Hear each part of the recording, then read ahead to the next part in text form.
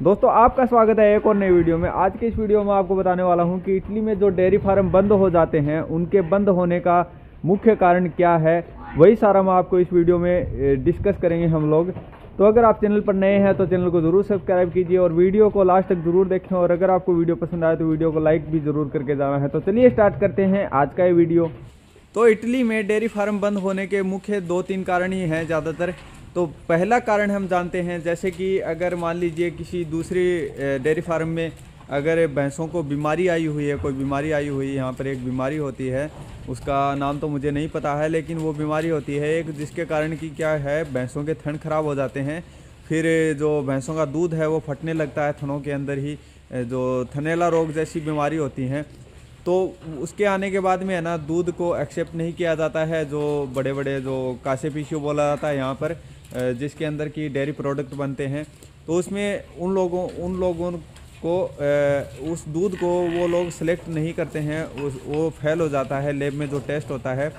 तो यहाँ से जब दूध ले जाता है वो जो ट्रक वाला, तो उसमें पहले एक डब्बी होती है, उसमें अलग से वो दूध को भर के और लेब में पहुंचाते हैं। उसकी टेस्टिंग होती है, उसमें कितना पानी मिला हुआ, उसके अंदर 23 से 25 से 26 के अंदर इतना फैट होता है, वो है कि नहीं है।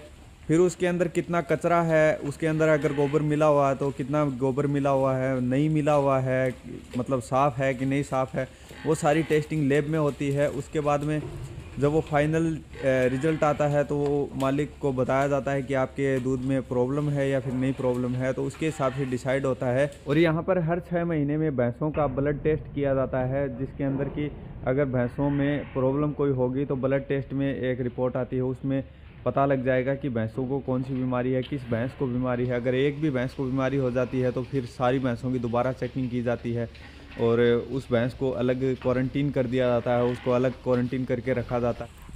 फिर 10-15 दिन में, हर 10-15 दिन में भैंसों की टेस्टिंग होती रहती है। हर 10-15 दिन में जो ब्लड टेस्ट है वो वापस से ऐसे होता रहता है, जब तक कि पता नहीं लग जाता कि सारी भैंसें सही हैं या फिर नहीं सही हैं।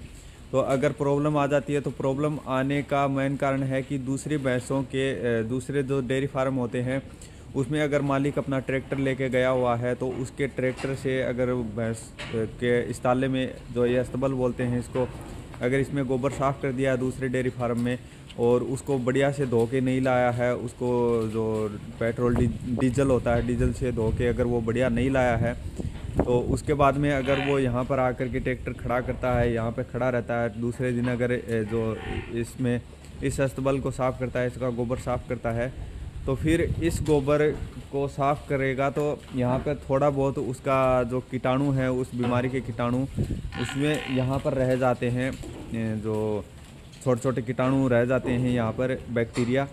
तो जब वो भैंसों के अंदर एंटर करते हैं, जो भैंसों के थनों के ज़रिए एंटर कर जाते हैं, और पेशाब करने वाली जगह होती है, गोबर करने वाली जगह होती है, वहाँ से एंटर कर जाते हैं। फिर एक भैंस में वो बीमारी आ जाती है। फिर आपको पता है कि इन भैंसों में, जैसे कि ये तो छोटे बच्चे हैं भैंसों के, ये वाली बड़ी भैंसें हैं, इनमें दो रखे जाते हैं, जो क्या होते हैं, भैंसे 2 रखे जाते हैं। भैंसे जो होते हैं ना, मेल भैंसे, वो 2 रखे जाते हैं इनके अंदर, ताकि सारों को जो गाभिन कर सके। तो वो जब एक भैंस से चढ़कर दूसरे भैंस पे जाएगा, दूसरे से तीसरे पे चौथे पे, जब वो उस भैंस के अगर कांटेक्ट में आएगा, जिस भैंस को रोग है, तो दूसरी भैंस को भी वो रोग हो जाएगा, तीसरी को भी वो हो जाएगा, धीरे धीरे होता इस साइड में आ जाएगा। फिर जब वो मालिक के जब इधर क्या होता है, लड़ने लगते हैं, ये जो मेल जो भैंसे होते हैं ना, वो इधर लड़ने लगते हैं, तो उसके बाद में उनको ट्रांसफ़र किया जाता है उस साइड में। तो इस साइड में जाएगा तो फिर इधर वाली भैंसों को भी, सारियों को हो जाएगा वो, और ऐसे ऐसे करके सारी भैंसों को हो जाएगा। जब ब्लड टेस्ट होगा 6 महीने बाद में, तब उसमें जो रिपोर्ट आएगी, और ब्लड टेस्ट होता है तो एक 6 महीने में, जब अभी ब्लड टेस्ट होगा ना, अप्रैल में होगा, जो अप्रैल या लास्ट में होगा या फिर मई में होगा, तो उसमें क्या होगा कि एक तो पूंछ से खून निकालेंगे ये लोग, पूंछ से खून निकाल के एक सीरीज में रख के, एक शीशी में रख के, और भैंसों का नंबर चिपका के फिर उसको लैब में भेजा जाता है। और एक क्या होता है, यहाँ पर गले में भैंस के एक सिरिंज लगाई जाती है छोटी सी। उस सिरिंज को लगाने का मेन कारण ये होता है कि पता लग सके कि अगर भैंस को अगर गूंथली बन जाती है 2-3 दिन के अंदर, यहाँ पर गूंथली बन जाती है वो लगाने के बाद में, तो ये समझ लेना चाहिए कि उस भैंस में कोई प्रॉब्लम है। तो अगर वो गूंथली बन जाती है तो उसकी चेकिंग अलग की जाती है। तो यहाँ पर बहुत सारी जगहों पर ये सिस्टम चलता है। इसमें तो नहीं है इतना, ये तो मालिक नहीं करता है, ये तो टैक्स वगैरह टाइम पे भरता है और सारा काम सही करता है। तो जब वो दूसरे जो भैंसों में अगर किसी दूसरे डेयरी फार्म में अगर ये प्रॉब्लम आ जाती है तो वो क्या करते हैं, यहाँ पर भी घूसखोरी का काम चलता है। जैसे कि अगर डॉक्टर नहीं मान रहा है, डॉक्टर अगर अपनी जिद पे अड़ा हुआ है, तो वो अगर भैंसें उसकी 2-3 ख़राब हो गई हैं तो वो नहीं चाहेगा कि दोबारा टेस्ट करे, फिर दोबारा टाइम ख़राब हो। तो उसके लिए क्या करेगा, वो डॉक्टर को थोड़े पैसे खिलाएगा, पैसे बताएगा कि अगर आपको थोड़ी जेब गर्म करनी है तो आप इतना पैसा ले लो और चुप हो जाओ, बस स्टाइजेब तो बोलते हैं, चुप हो जाओ। तो अगर ये सिस्टम आ जाता है तो बहुत सारे मालिक तो ये चुप करवा देते हैं डॉक्टर को, लेकिन अगर नहीं चुप होता है तो वो सारी भैंसों को, अगर उस सारी भैंसों में बीमारी आ जाती है ना, तो सारी भैंसों को एक साथ उठा दिया जाता है। फिर अगर सारी भैंसें ख़राब हो गई हैं तो सारी भैंसों को एक साथ उठा दिया जाता है। फिर जो डेयरी फार्म होता है उसमें सील लग जाती है, डेयरी फार्म बंद हो जाता है। मुख्य कारण ये है यहाँ पे। और एक और मुख्य कारण है कि अगर मालिक ने लोन लिया हुआ है बैंक से और लोन टाइम पे नहीं चुका पा रहा है तो सारी भैंसें उठा दी जाएंगी उसकी, ये दूसरा कारण है। और तीसरा कारण ये भी है कि बहुत ज़्यादा टाइम हो गया भैंसें, ये बूढ़ी भैंसें रख रहा है, नई जो भैंसें हैं वो बच्चा नहीं दे पा रही हैं, तो उसका भी एक मुख्य कारण है कि तब भी भैंसों को चढ़ाना पड़ेगा। मालिक परेशान हो जाता है, और मालिक के पास में दूध का प्रोडक्शन इतना नहीं हो पाता है तो वो खर्चे नहीं उठा पाता, तो वो अपनी तरफ से भैंस के डेयरी फार्म को बंद करना पड़ता है।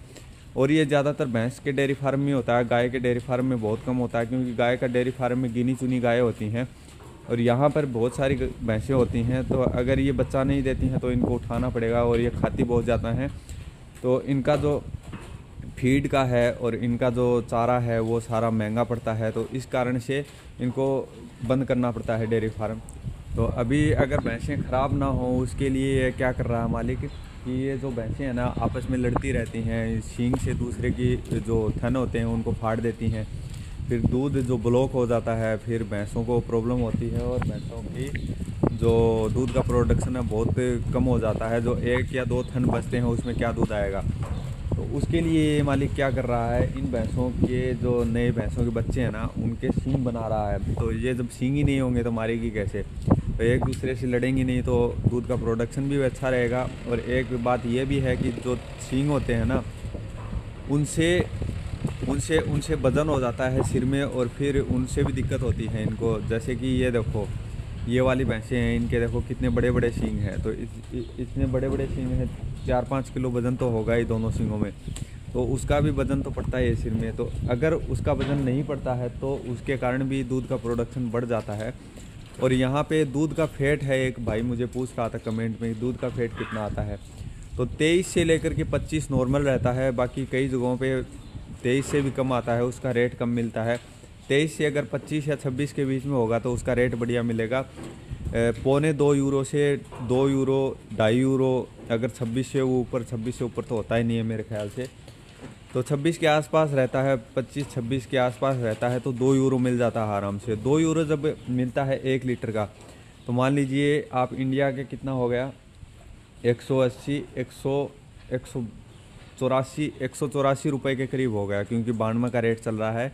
1 यूरो 92 रुपये के बराबर है यहाँ पे। तो मान लीजिए 184 रुपये का 1 लीटर दूध जाता है। लेकिन यहाँ पर प्रोडक्शन भी तो, जो प्रोडक्शन नहीं, खाने का जो इनका चारा है ना उसका भी तो पैसा लगता है। जैसे कि आप वो देखो, वो गोल वाला राउंड है ना, उधर दिख रहा होगा आपको, एक कंपाउंड रखा हुआ है, उसमें गोल वाले राउंड हैं जिनको बलून बोला जाता है, जो कि गेहूं के भूसे से बने होते हैं। वो एक की कीमत 30 से 40 यूरो होती है। तो आप देख लो, दिन में 2 लग जाते हैं वो, तो महीने के कितने लग गए, 60 लग गए। तो 60 का आप देख लो, आप अपने हिसाब से कैलकुलेशन कर लेना, मेरे तो कैलकुलेशन में आ नहीं रहा है। तो इतना खर्चा हो जाता है इनका। बाकी जो ये मक्का रखी हुई है, वो मक्का अलग से आती है, उसका ट्रक के हिसाब से बनता है, पता नहीं 100 यूरो बनता है फिर या कैसे बनता है, ऐसे कुछ बनता है।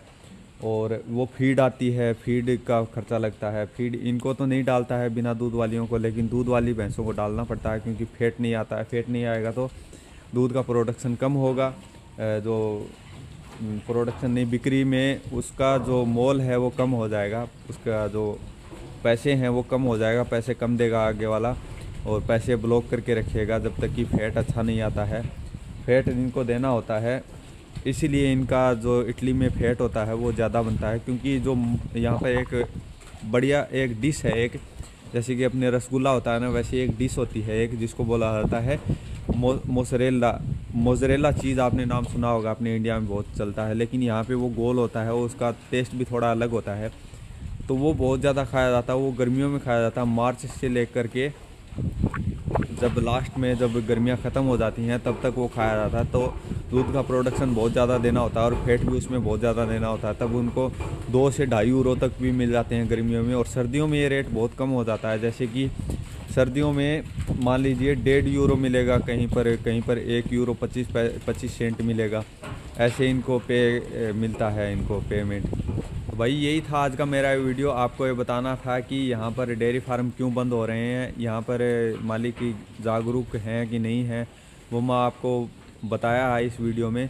तो अगर आपको आपने वीडियो पूरा देखा, आपको वीडियो अच्छा लगा हो, इन्फॉर्मेशन अच्छी लगी हो, तो आप वीडियो को लाइक ज़रूर करें। अगर आप चैनल पर नए हैं तो चैनल को ज़रूर सब्सक्राइब किया करें, क्योंकि अगर आप चैनल को सब्सक्राइब करके रखेंगे तो आगे भी आने वाले वीडियोज़ आपको मिलते रहेंगे। बाकी हमेशा ही ऐसा नहीं रहेगा कि मुझे अभी बोलने में थोड़ी प्रॉब्लम होती है, क्योंकि हम शुरुआत से हिंदी में नहीं बोल रहे हैं, तो हमें हिंदी बोलने में प्रॉब्लम होती है। बाकी लेकिन हिंदी हमारी मातृभाषा है और हिंदी ही आसपास के देशों में भी समझी जाती है।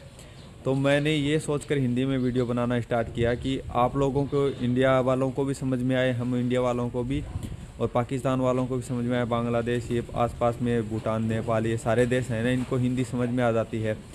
तो उर्दू के जैसी ही होती है हिंदी भी, तो इनको भी अगर समझ में आ जाए तो उसके लिए मैंने ये वीडियोज़ बनाने स्टार्ट किए हिंदी में।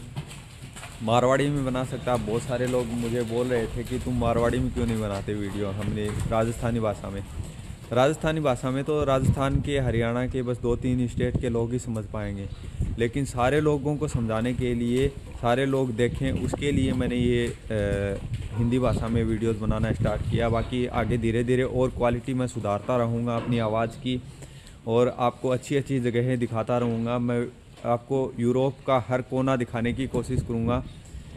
जैसे ही हमें टाइम मिलता है, जैसे मेरे डॉक्यूमेंट बन जाते हैं, फिर हम अलग अलग जगहों पर जा कर के वहाँ पर देखेंगे, वहाँ का व्यू देखेंगे, वहाँ पर कैसे जो बर्फ़ पड़ती है जहाँ पर, वहाँ पर जाएंगे, नॉर्थ वाली जगहों पर, हर जगह पर शहर के एरिया में जा कर के आपको मैं बताऊँगा यहाँ पर डॉक्यूमेंटेशन का प्रोसेस कैसे होता है, वो सारा मैं आपको समझाऊँगा। लाइसेंस कैसे बनवाते हैं वो आपको मैं समझाऊँगा, आपको प्रैक्टिकल करके दिखाऊंगा। मैं वीडियो इसलिए नहीं बना रहा हूं क्योंकि आपको प्रैक्टिकल में जल्दी समझ में आएगा।